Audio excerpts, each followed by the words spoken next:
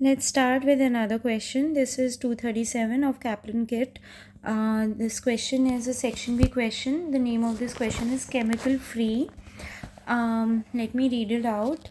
So, chemical free, the chemical free clean company provides a range of environment friendly cleaning services to the business customers, often providing um, a specific service to meet a client's need. Its customers range from large offices and factories to specialist care ward at hospitals, where specialist cleaning equipment must be used and regulations adhered to. C company offers both regular cleaning contracts and contracts for one-off jobs. For example, its latest clean was a chain of restaurants which employed them to provide an extensive clean of all their premises after an outbreak of food poisoning. The cleaning market is very competitive, although there are only a small number of companies providing a chemical free service. C company had previously charged 20 per hour in line with their closet competitors. C company has always used cost plus pricing to determine the price which it charges to its customers, but recently the cost of cleaning products C company uses has increased.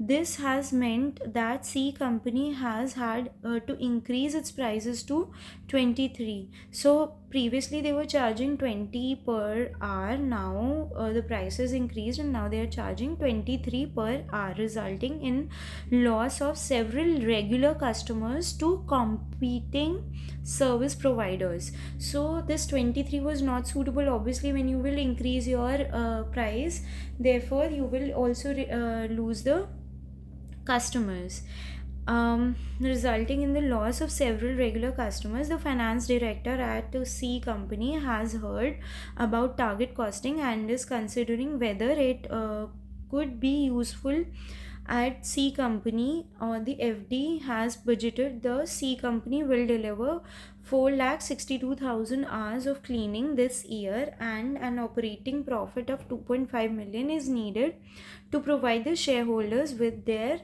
required return.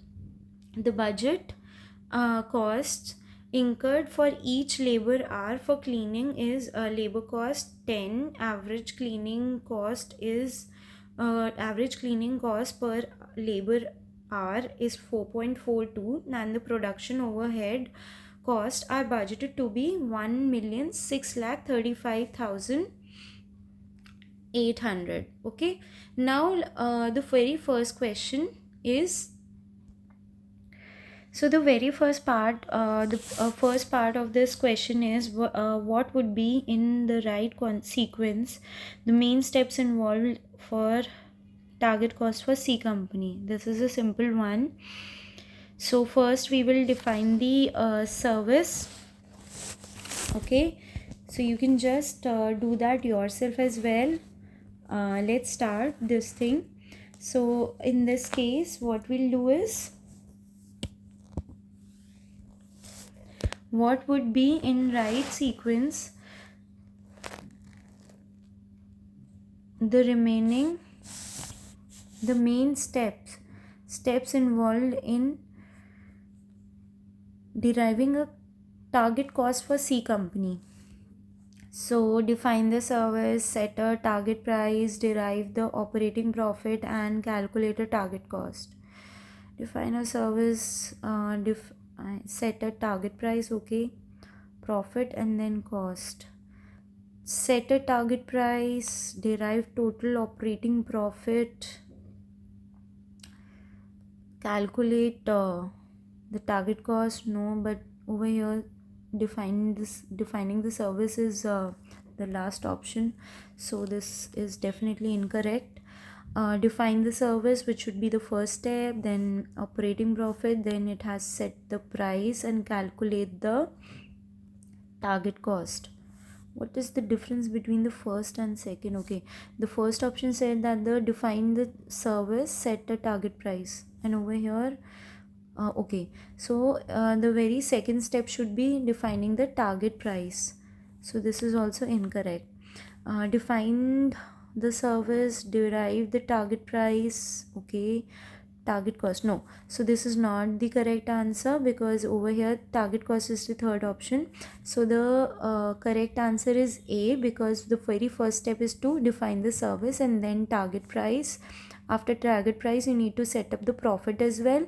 After profit, you need to calculate the cost, and then the fifth step after this is, which is not mentioned over here, the fifth step is to calculate the cost gap, and the sixth step, the last step, is to derive ways which can reduce your cost gap. Second question is, which two of the following statements correctly explain the difficulties faced if target cost is used in the service industry? The service can be defined too easily, lacks the necessary complexity. Is this the complete question? Because there are only three options. So this is not the complete. I think the third option has been cropped by me by mistake. So I'll just read out the fourth option. The service can be defined too easily and lacks the necessary complexity. The service is used at the same time it is produced. No, so the service is standardized too easily. No, not at all. And the fourth option is, unused labor capacity cannot be stored for use the next day. So the last option, which is saying the unused labor capacity cannot be stored for use the next day, one is this, and it is asking us to choose two options. So one I have already selected. So the fourth option which was there, I had selected the fourth option, which is unused labor capacity cannot be stored for use of the next day. Obviously, how can we store the labor capacity? Then I'll read the option 1 again. The service can be defined too easily and lacks necessary complexity. The service is used at the same time it is produced. I think second and fourth can be the option, because the service can be defined too easily. That is the main challenge in the service industry, that the service cannot be defined easily. So this is the incorrect, and second and fourth are correct. What is the cost gap of FD for this year? Okay, now the selling price which we will consider, it is FD's figure for this year. There are only a small number of companies providing a chemical free service. C company has previously charged 20 per hour. In line with their closet competitors. C company has always used cost plus pricing to determine the prices which it charges to its customers, but recently the cost of cleaning products C company uses has increased, and this meant that C company had to increase its prices to 23 per hour, resulting in loss of several regular customers to competing service providers. So the selling price will be 20. If the selling price is 20 and the number of units, how many units are there? If the selling price is 20, the number of units are 4 lakh. No, we'll have to find out the number of units. Okay, so the finance director at C company has heard about the target costing and is considering whether it could be useful at C company. The FD has budgeted that C company will deliver 462,000 hours. 462,000 hours of cleaning, and the operating profit is 2.5. So for third, the target, not the target, the operating profit is 2.5 million. So profit per hour will be 2.5 million upon 4,62,000, which will be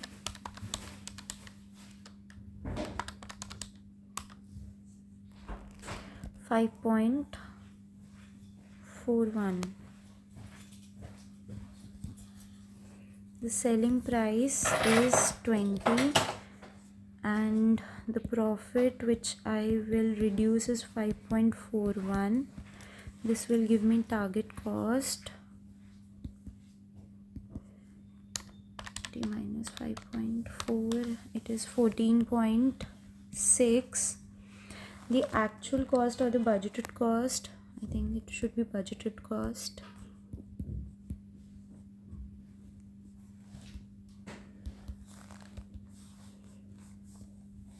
Labor cost is 10. Cleaning cost is 4.42. And then we have fixed cost. So fixed cost needs to be per hour 1635,480 divided by 4,62,000. This will be 1635,480 divided by 4,62,000. This will give you 3.54. So your cost is 10 plus 4.42 plus 3.54. This is 17.96. Hence your cost gap will be 17.96 minus 14.6. This is 3.36. 3.36 or 3.37. So C. Which two of the following statements are true? Target costing is useful in competitive markets where a company is dominant in their market, like C company is. Target costing is useful in competitive C company's competitive market in which the price increase does lead to loss of customers. So as per the information given above, if the price was increased, it had lost its customers to its competitors. So I think B is also correct. C company can ignore the market price for cleaning services and simply pass on the cost increase as it has done. C company can ignore the market price. No, for target costing, the primary one of the key objective is to set up the market price, so it cannot be ignored. So this is incorrect definitely.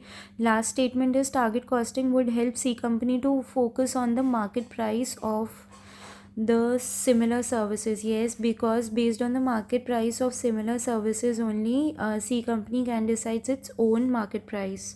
So second and fourth option should be correct. Last one is, which of the following statements are true? If after calculating target cost, C company finds that cost gap exists, it will then be forced to examine its internal processes and costs more closely. If after calculating a target cost, C company finds that a cost gap exists, it will then be forced to examine its internal processes and cost more closely. Yes. So one is true.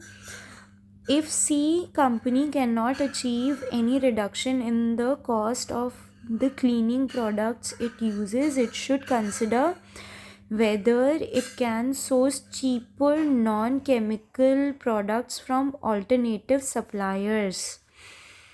One of the major concern is if it will use cheaper non-chemical products, then the quality of the product will be compromised and it will lead to decline in demand.